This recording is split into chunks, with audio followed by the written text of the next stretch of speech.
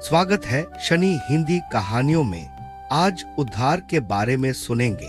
इसके लेखक हैं मुंशी प्रेमचंद। चलिए कहानी शुरू करते हैं। समाज की वैवाहिक प्रथा इतनी दूषित, इतनी चिंताजनक, इतनी भयंकर हो गई है कि कुछ समझ में नहीं आता उसका सुधार क्यों कर हो। बिरले ही ऐसे माता पिता होंगे जिनके 7 पुत्रों के बाद एक भी कन्या उत्पन्न हो जाए तो सहर्ष उसका स्वागत करे। कन्या का जन्म होते ही उसके विवाह की चिंता सिर पर सवार हो जाती है और आदमी उसी में डुबकियां खाने लगता है।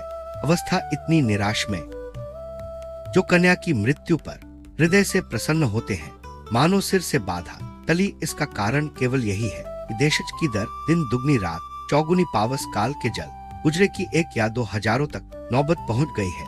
अभी बहुत दिन नहीं गुजरे की 1 या 2 हजार। दहेज केवल बड़े घरों की बात थी। छोटी छोटी शादियों 500 से 1000 तक तय हो जाती थी। अब मामूली विवाह भी 34,000। तो माता पिता का चिंता नहीं होती अपने ऊपर। उनके विवाह भार का अनिवार्य नहीं समझता। उसके लिए कंपल्सरी विषय नहीं, ऑप्शनल विषय है। होगा तो कर देंगे, नहीं देंगे बेटा खाओ कमाओ। कमाई हो तो विवाह कर लेना। बेटों की कुचित्रता कलंक की बात नहीं समझी जाती, लेकिन कन्या का विवाह तो करना ही पड़ेगा। उसे भाग कर कहाँ जाएगी अगर विवाह में विलंब हुआ। और का साहस नहीं, लेकिन अभाग्यवश यदि वह इसे छिपा ना सका, भंडाफोड़ हो गया तो फिर माता पिता के लिए, भाई बंधुओं के लिए संसार में मुंह दिखाने को नहीं रहता। कोई अपमान इससे दुस्सह, कोई विपत्ति इससे भीषण नहीं, किसी भी व्याधि की इससे भयंकर कल्पना नहीं की जा सकती। लुत्फ तो यह है कि जो लोग बेटियों के विवाह की कठिनाइयों को भोगा चुके होते हैं, वही अपने चक्रवृद्धि ब्याज के साथ बेटे के विवाह में वसूल करने पर कटिबद्ध हो जाते हैं। कितने ही माता पिता इसी चिंता में ग्रहण कर लेता है। कोई बूढ़े के गले कन्या का मढ़ कर अपना गला छुड़ाता है। पात्र कुपात्र के विचार करने का मौका कहाँ ठेल मठेल है। मुंशी गुलजारी लाल ऐसे ही हदभागे पिताओं में थे। यूं उनकी स्थिति बूढ़ी ना थी। 250 महीने वकालत से पीठ लेते थे, पर ईश्वर के दिए हुए 2 पुत्र थे। उनका पालन पोषण शिक्षण का भार था। क्या करते। पहली कन्या का विवाह टेढ़ी खीर हो रहा था। यह आवश्यक था कि विवाह अच्छे घराने में हो, अन्यथा लोग हंसेंगे।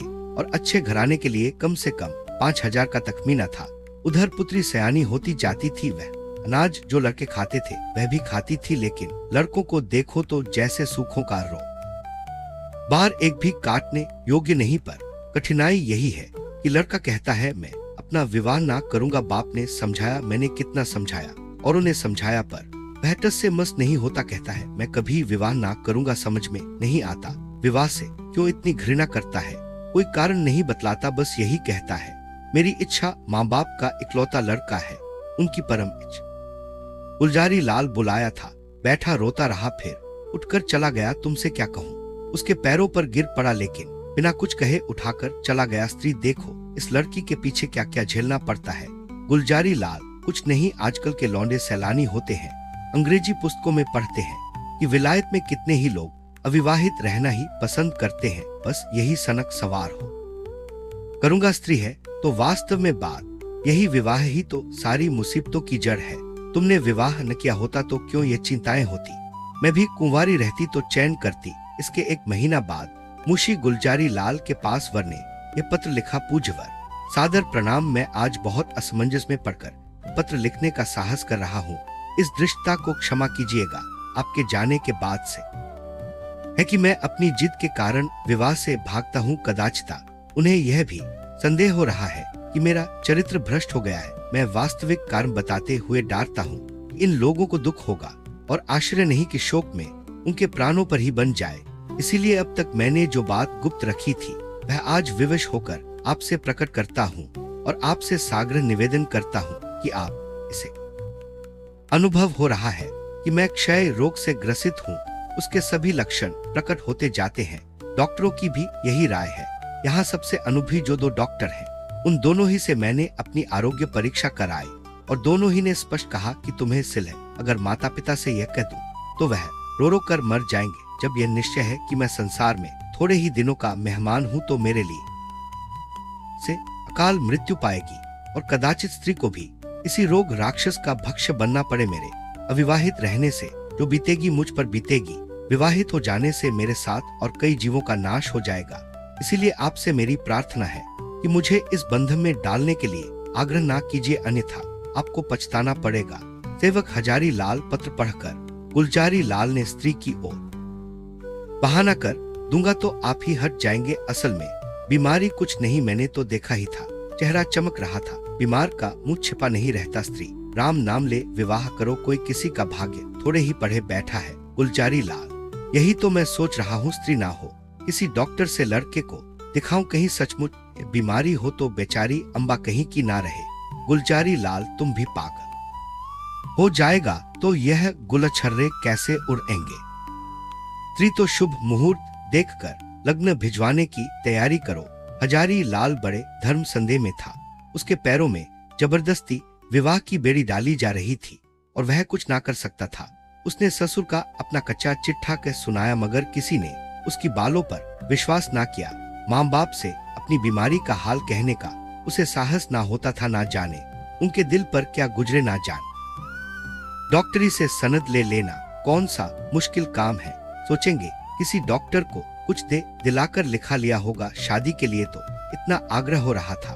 उधर डॉक्टरों ने स्पष्ट कह दिया था कि अगर तुमने शादी की तो तुम्हारा जीवन सूत्र और भी निर्बल हो जाएगा। महीनों की जगह दिनों में पारा न्यारा हो जाने की संभावना है। लग्न आ चुकी थी, विवाह की तैयारियां हो रही थी, मेहमान आते जाते थे। मुझे अपने मन में क्या कहेगी, कौन इस पाप का प्रायश्चित करेगा। नहीं, उस अबला पर घोर अत्याचार ना करूंगा, उसे वैधव्य की आग में ना जलाऊंगा। मेरी जिंदगी क्या, आज ना मरा कल मरूंगा, कल नहीं तो परसों, तो क्यों ना आज ही मर जाऊं। आज ही जीवन का और उसके साथ सारी चिंताओं को, सारी विपत्तियों का अंत कर तू पिताजी रोएंगे, अम्मा प्राण त्याग देंगी, लेकिन एक बालिका का जीवन नहीं। अगर माता पिता के इतने कष्ट से एक युवती की प्राण रक्षा हो जाए तो क्या छोटी बात है।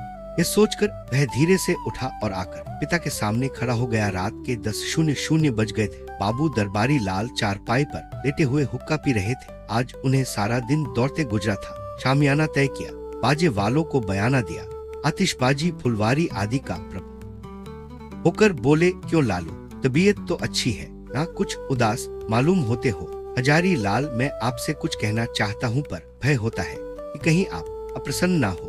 दरबारी लाल समझ गया, वही पुरानी बात है ना, उसके सिवा कोई दूसरी बात हो शौक से कहो। हजारी लाल, खेद है कि मैं उसी विषय में कुछ कहना चाहता हूँ। दरबारी लाल, यही कहना चाहता हो ना, मुझे इस बंधन में ना बात है जिसे मैंने अब तक छिपाया था, उसे भी प्रकट कर देना चाहता हूँ। इसके बाद आप जो कुछ निश्चय करेंगे उसे मैं शिरोधार्य करूंगा। हजारी लाल ने बड़े विनीत शब्दों में अपना आशय कहा। डॉक्टरों की राय भी बयान की और अंत में बोले, ऐसी दशा में मुझे पूरी आशा है कि आप मुझे विवाह करने के लिए बाध्य न करेंगे। दरबारी लाल ने पुत्र के मुख की ओर गौर से देखा, कहीं चढ़ती विवाह करना और भी आवश्यक है। ईश्वर ना करे कि हम वह बुरा दिन देखने के लिए जीते रहे, पर विवाह हो जाने से तुम्हारी कोई निशानी तो रह जाएगी। ईश्वर ने कोई संतान दे दी तो वही हमारे बुढ़ापे की लाठी होगी। उसी का मुंह देखरेख कर दिल को समझाएंगे। जीवन का कुछ आधार तो रहेगा, फिर आगे क्या होगा यह कौन कह सकता है।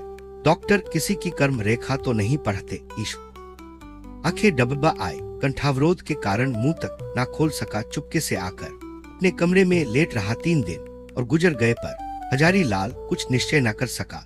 विवाह की तैयारियों में रखे जा चुके थे, मंत्र की पूजा हो चुकी थी और द्वार पर बाजों का शोर मचा हुआ था। मोहल्ले के लड़के जमा होकर बाजा सुनते थे और उल्लास से इधर उधर दौड़ते थे। संध्या हो गई थी। बारात हाँ, बाल कभी थे ही नहीं बूढ़े अपने पके बाल को उखड़वाकर जवान बनने की चेष्टा कर रहे थे। तेल साबुन उपटन की लूट मची हुई थी और हजारी लाल बगीचे में एक वृक्ष के नीचे उदास बैठा हुआ सोच रहा था, क्या करूं। अंतिम निश्चय की घड़ी सिर पर खड़ी थी। अब एक क्षण भी विलंब करने का मौका ना था। अपनी वेदना किससे कहें, कोई सुनने वाला ना था। उसने सोचा, हमारे माता पिता जानकर नहीं जानते क्या यह विवाह है। कदापि नहीं, यह तो लड़की का कुएं में डालना है, भार में झोंकना है, उछुरे से रेतना है। कोई यातना इतनी दुस्साह कर अपनी पुत्री का वैधव्य के अग्निकुंड में डाल देते हैं। ये माता पिता है, कदापि नहीं, यह लड़की के शत्रु है, कसाई है, बधिक है, हत्यारे हैं। क्या इनके लिए कोई दंड नहीं जो जानबूझकर अपनी प्रिय संतान के खून से अपने हाथ। उसने आत्म बलिदान से इस कष्ट का निवारण करने का दृढ़ संकल्प कर लिया था। उसे मृत्यु का लेश मात्र भी भय ना था। उस दशा का पहुंच गया था जब सारी आशाएं मृत्यु पर ही अवलंबित हो जाती हैं। उस दिन से फिर किसी ने हजारी लाल की सूरत नहीं देखी। मालूम नहीं जमीन खा गई या आसमान, नदियों में जाल डाले गए, कुओं में बांस पड़ गए, पुलिस में हुलिया गया, समाचार पत्रों में। अम्बा ये मुशी दरबारी लाल के बेटे हैं, पति तुम्हारे चचरे भाई। अम्बा नहीं मेरे परम दयालु उद्धारक जीवन दाता, मुझे अथाह जल में डूबने से बचाने वाले, मुझे सौभाग्य का वरदान देने वाले पति ने इस भाव कहा मानो कोई भूली हुई बात याद आगे हो आ। मैं समझ गया वास्तव में मनुष्य नहीं देवता थे। अगर आपको कहानी पसंद आई हो तो चैनल को सब्सक्राइब करें शनि हिंदी।